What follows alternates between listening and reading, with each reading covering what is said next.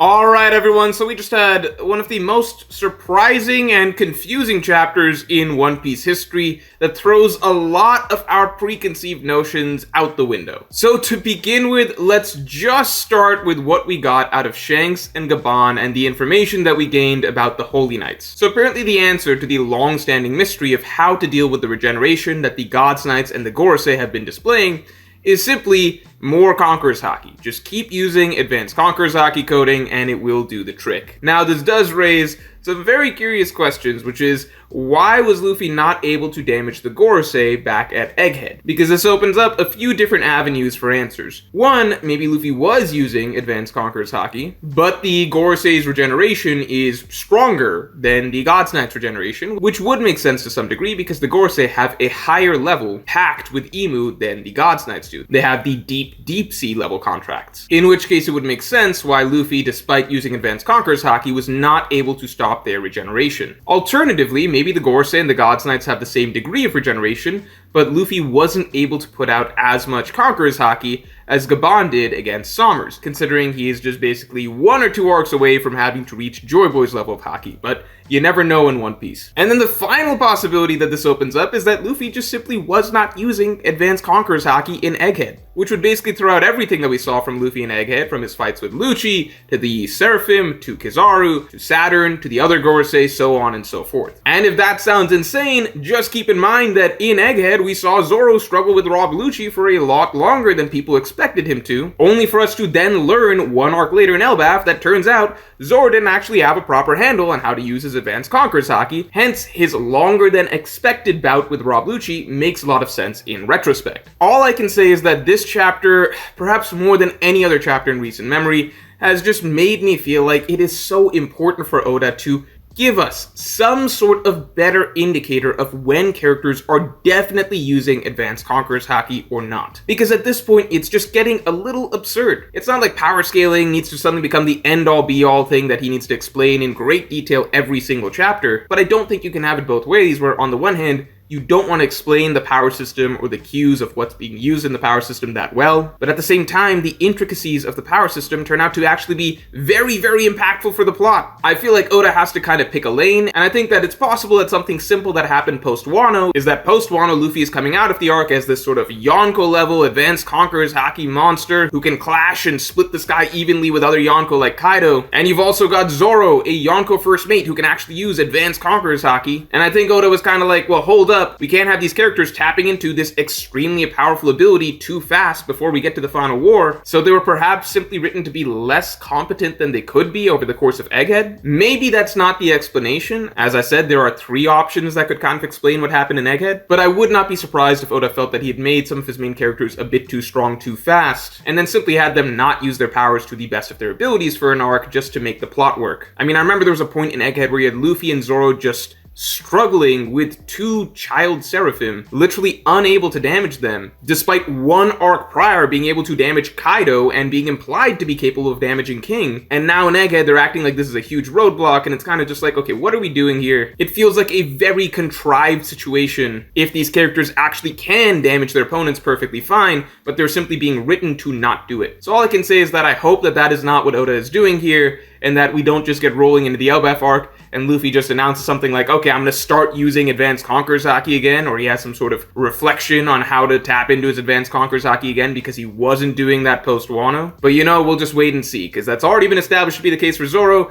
I wouldn't be that surprised if it turns out to be the case for Luffy. But before we get into it, it's time to lose your shit, because we are doing a huge holiday sale where you can buy 2 posters and get 4 free. That's right. Buy 2, get any 4 free. And we mean any 4 because for this December only, we are bringing back all our poster collections. All the island posters, all the ships posters, and of course all our boss posters. And we even have new posters for these collections. Maxim, the Sea Train, Ace's Ship Striker, Garling, Shamrock, and for December only, we have the Skypiea version of Going Merry and Dami Reversi Rocks. Just mix and match any posters you like from across all collections, and the huge discount will be automatically applied at checkout. After this December, the whole deal goes away, along with the Going Merry and rocks. Lastly, congratulations to Just.MeJ3Z for winning an entire collection for free as part of our One Dream Studio Instagram giveaway. You can follow our Instagram page to automatically be entered into future giveaways.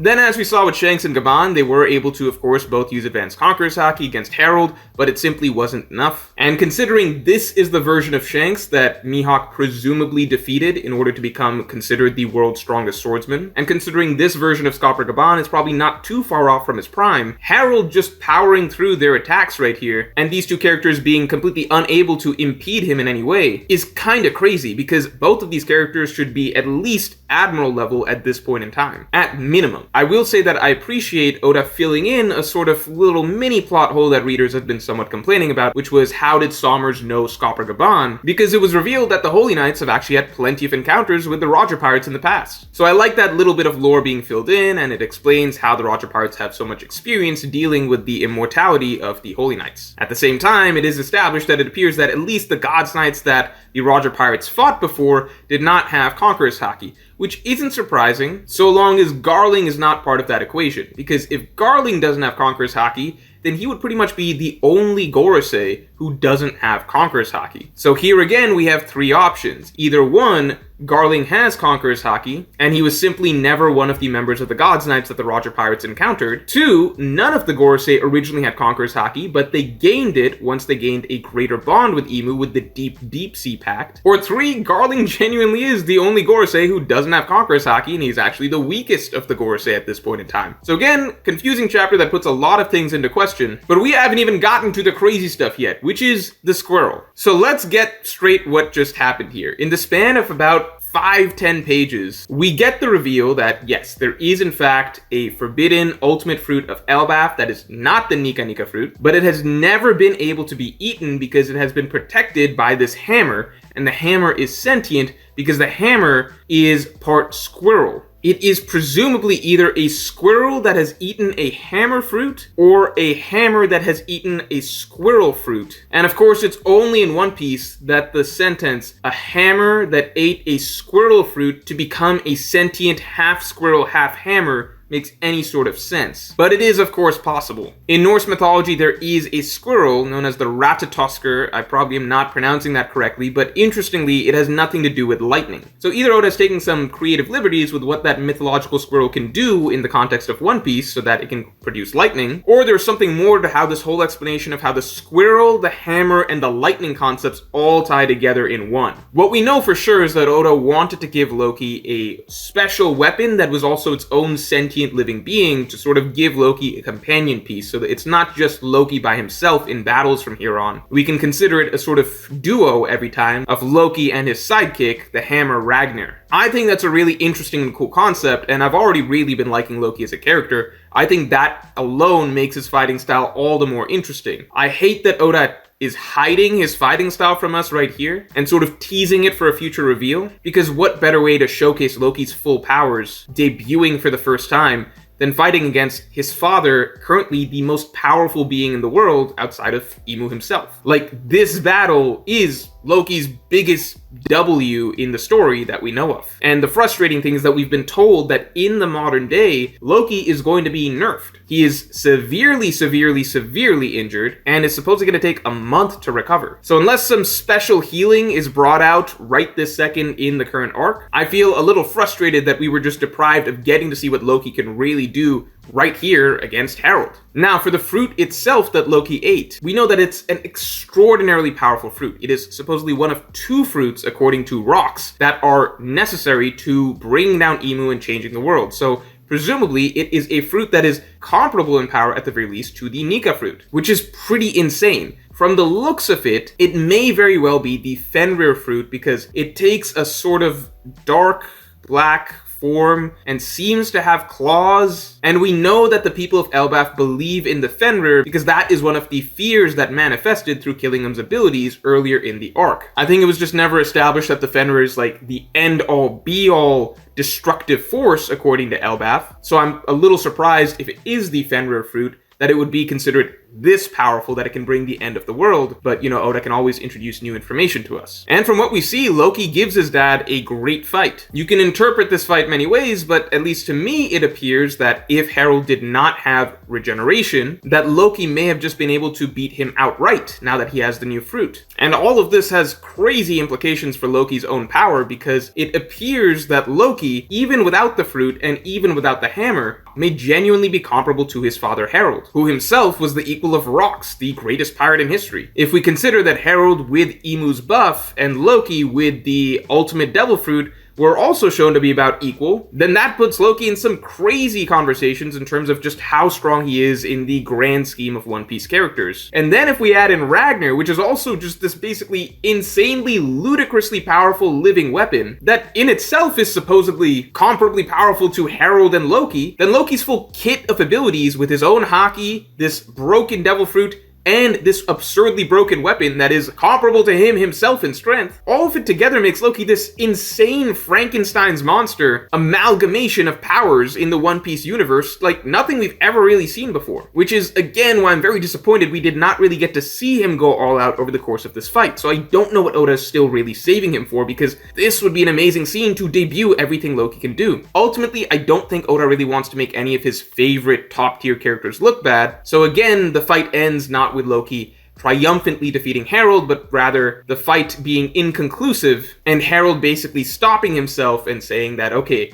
I will let you get a free hit on me while I still have control over myself. And that's when we get to see this crazy combination of abilities by Loki, where he summons an absolutely gigantic bolt of lightning and combines it with Conqueror's Haki lightning for probably one of the strongest attacks in One Piece history, considering it was able to single-handedly overcome Emu's regeneration entirely and kill his father, who himself is one of the strongest characters in One Piece history. And for those of you who want a real idea of just how powerful Ragnar's lightning is, if you go back to when earlier in the arc Loki struck the Elbaf tree and brought down lightning with Ragnar, Ragnar's lightning legitimately dwarfs entire mountain ranges. It makes Enel and Big Mom's largest lightning attacks look absolutely minuscule in comparison, except of course for the Raigo, which was amped by Maxim and not Enel's organic lightning. So Ragnar, from what we've been shown in the past, is essentially a weapon of mass destruction, which makes sense as to why none of Elbaf's kings in the past have been able to get past Ragnar and eat the fruit. Even Loki himself didn't truly seem to defeat Ragnar, rather Ragnar stepped aside because he deemed Loki worthy and allowed him to eat the fruit. So a lot going on this chapter. I truly wish that we got to see more of Loki fight. I will say that the final send-off between Loki and his father,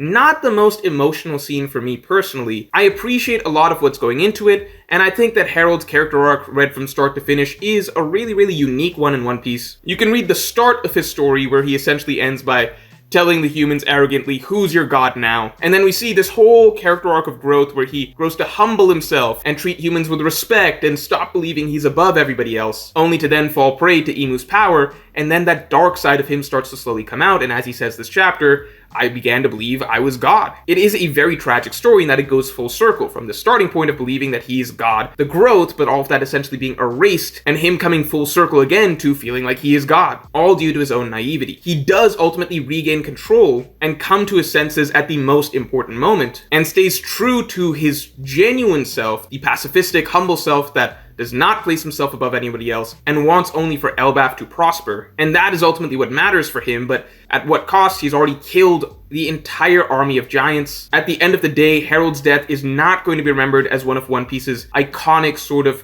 beloved character send-offs, but rather a really dark and tragic story of a man who had good intentions, but ultimately went down a very complicated path that left him in a very muddy place at the end of all things. And I think that's one of the really cool things about the Rox and Harold flashback in general, in that it's not one of those traditional One Piece beloved character death flashbacks that we're used to, where we get these beautiful send-offs. Rather, both of their deaths are very dark in their own way, and they don't elicit these sort of tears and sense of heartbreak from us as readers, but rather a sense of deep discomfort in seeing how these characters go out. So while ultimately this flashback doesn't elicit the same emotions as I'm used to from many One Piece flashbacks, sometimes that's a good thing. Oda went into a very different direction with the two characters of Rox and Harold, and told very compelling stories with both, and I think that's what really matters. But at the end of the day, if I was supposed to feel something really deep and profound from Loki and Harold's send-off, I really didn't. I think what I will feel for is probably in the next chapter, Loki choosing to take the blame and the hate from all the giants for his father's death, when ultimately he is truly innocent. So I'm very much looking forward to that. And hopefully we get a little bit more wrap-up of what happens with Loki after all of this. His years at sea, maybe a glimpse of his battle with Shanks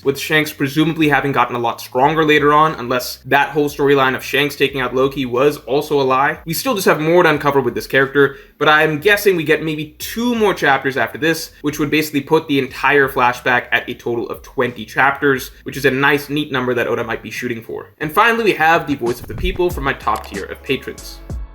So Justin Holland said, if this flashback helps reinforce anything, despite not even being 20 yet, Luffy's character sensing skill is second to none, even to Whitebeard. Yeah, I think it's really cool that Luffy's just able to see through to the core of Loki's character and recognize that he is ultimately a good guy, despite what all the giants Spellbath have said about him and him being chained up and everything. So I'm sure that Luffy and Loki's dynamic is going to be one that I really enjoy once we get back to Elbaf itself. But for the moment, I think we got a bit of a break ahead of us. I enjoyed this chapter overall, but I do wish we'd gotten a little bit more, and it does ultimately leave me with a lot of questions. So overall, I'm going to give this chapter an 8 out of 10. And with that, I will talk to you all next week.